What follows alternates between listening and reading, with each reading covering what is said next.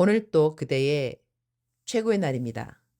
임은미 선교사 묵상입니다. 2023년 9월 1일 금요일 최고의 날.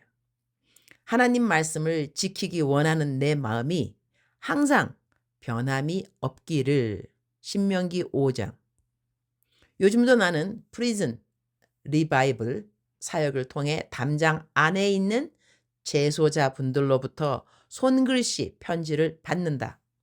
이분들이 내 묵상을 참 꼼꼼히 읽어준다는 것이 너무 고맙고, 읽는 묵상으로 삶에 적용을 해가는 자신들의 모습을 글로 알려주심 역시 나에게는 참으로 감사한 일이라고 하겠다.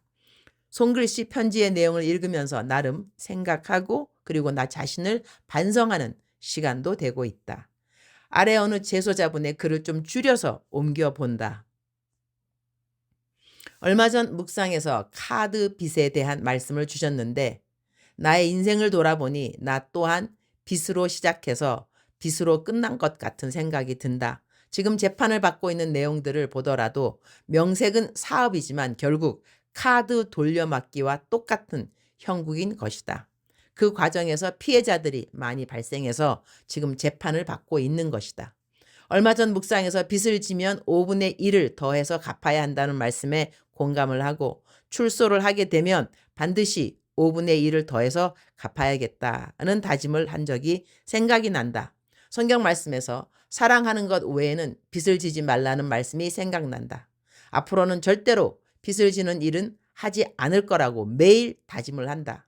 우리가 흔히 하는 말 중에 빚만 없으면 살 수 있다는 말이 있는데, 요즘 그 말이 왜 이리 마음에 박히는지 몰랐는데, 며칠 전 카드 빚에 대한 말씀을 읽으면서 내 자신도 수백억의 빚을 진 죄인인데 이분은 고작 카드 빚 때문에 고민을 하시는구나 생각하면서 그분이 너무나 부러웠다. 그분이 다른 빚이 없이 카드 빚만 있는 상태라면 행복한 분이라고 나는 생각한다. 누구라도 그 정도는 얼마든지 극복할 수 있기 때문이다. 파이팅 하시기를 기도합니다. 이곳 공공구치소는 월 2회 정도 예배를 실시하는데 지금 8월은 방학 기간이다. 방학 예배를 인도하신 목사님께서 이벤트를 주셨는데, 성경 필사, 로마서, 고린도 전서, 후서를 쓰면 3만 원의 영치금을 상금으로 주신다고 했다. 그래서 같은 방 동료 형제와 함께 필사를 했는데 한 형제가 다른 곳으로 가게 되어 나는 두 번째 필사를 하고 있는 중이다. 사실 나는 신약 성경을 많이 읽었는데 필사를 해보기는 처음이다. 첫 번째 한 권은 속도를 내서 막 써내려 갔는데 쓰다 보니 이런 생각이 들었다. 내가 왜 이것을 쓰고 있는가? 3만 원 때문인가? 시간을 때우는 목적인가?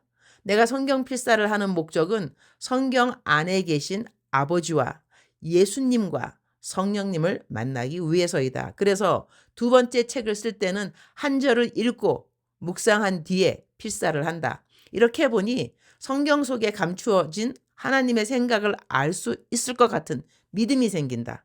어떤 책에서 보았는데 하루에 3장을 필사하면 1년에 성경 전체를 쓸 수가 있다고 한다. 그런데 내 생각은 이렇다. 필사를 목적으로 하는 필사는 아무리 빨리 쓴다고 해도 필사자의 영적 성장에는 큰 도움이 되지 않을 거라고 본다. 물론 필사를 안 하는 것보다야 100배 거룩한 일이다. 그러나 기왕에 필사를 하는 거라면 필사의 목적을 바로 세우고 하는 것이 유익하다는 생각이다.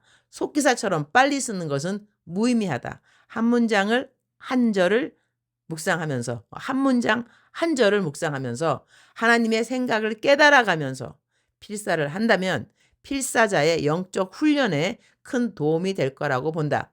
필사의 목적은 말씀 안에 숨어있는 하나님의 계시와 신비를 알아가는 것이라고 믿는다. 전국 교도소에서 많은 수용자들이 필사를 하고 있을 거라고 믿는다. 나는 그분들에게 필사의 목적에 대해 말씀드리고 싶다. 나는 개인적으로 글을 쓰다 보면 띄어쓰기가 어려울 때를 느낀다. 그런데 이번에 필사를 경험하면서 이런 믿음이 생긴다. 성경 필사를 통해서 띄어쓰기는 완벽하게 교정이 될 것이다. 사실 이번에 로마서, 고린도 전 후서를 적으면서 띄어쓰기가 많이 향상되었음을 느낀다. 나는 언제가 될지는 모르겠지만 복음을 전파하는 책을 쓰는 게 현재의 나의 목표이고 꿈이다. 책을 쓰려면 띄어쓰기 정도는 기본으로 갖추어야 한다고 생각하기 때문에 이번에 경험하는 성경 필사를 통해서 오병이어의 기적을 체험하고자 한다. 이벤트 상금으로 받은 3만 원으로 창세기, 요한계시록 필사책을 구입하기로 했다. 예수님께서는 알파와 오메가, 시작과 끝이라고 하셨기 때문에 성경의 시작과 끝인 창세기와 요한계시록을 먼저 필사하기로 마음먹었다. 중간 생략. 나는 빌립보서 3장 20절에서 21절 말씀 중에 하늘의 시민권자라는 말씀을 가장 사랑한다. 내가 하나님 나라의 시민권을 가진 시민이라면 그 나라의 언어를 배워야 한다. 하늘의 언어는 어디에 있는가? 바로 성경 속에서 배울 수 있다. 그 속에는 하나님 아버지, 아버지 하나님, 아들 하나님, 성령 하나님 이 모든 것을 알려주신다. 하늘나라는 보이지 않는다고 하지만 성령 안에서 눈으로 읽고 생각할 수는 있다. 우리의 믿음을 통해서 얼마든지 볼 수 있다. 나는 얼마 전에 함께 생활하는 분들에게 약 5명 성경책을 선물했다. 복음을 전한다는 믿음으로 선물한 건데 읽는 사람은 한 명도 없다.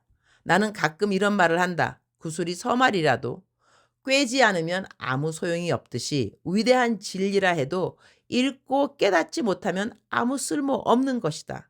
한편으로 이해가 되는 것은 거듭나지 않는 사람은 하나님 나라를 볼 수 없다는 예수님의 말씀이다. 먼저 거듭나는 것이 우선인가 보다. 그들이 얼른 거듭나서 아장아장 젖을 찾아서 성경의 지퍼를 열고 말씀을 먹게 되는 날이 속히 오기를 기도한다.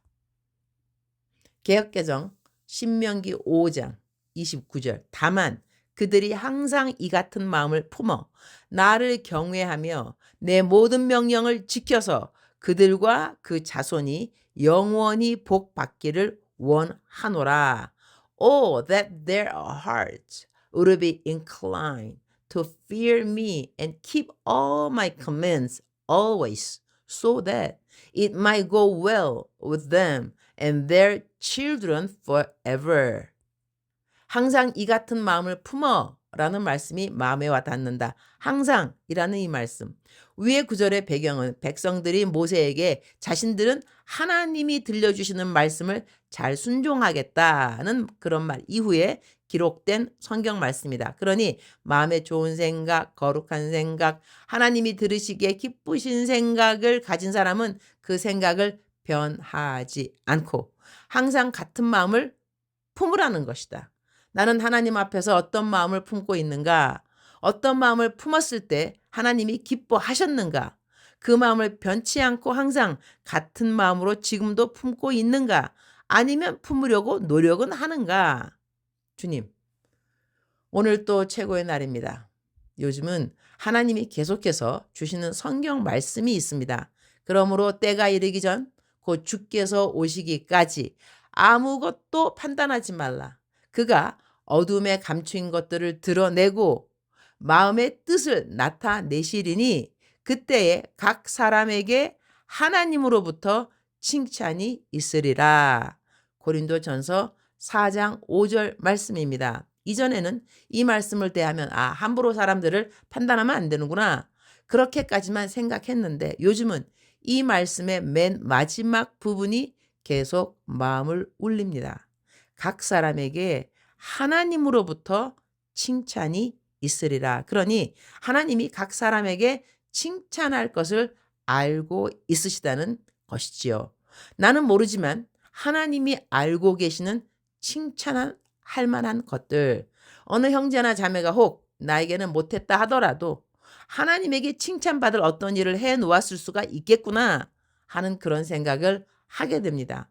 나에게 잘한다는 것이 하나님에게 다 잘한다는 것이 아닐 것이고 나에게 못한다는 것이 하나님에게 모두 못하는 것이 아닐 수 있다는 이야기이지요.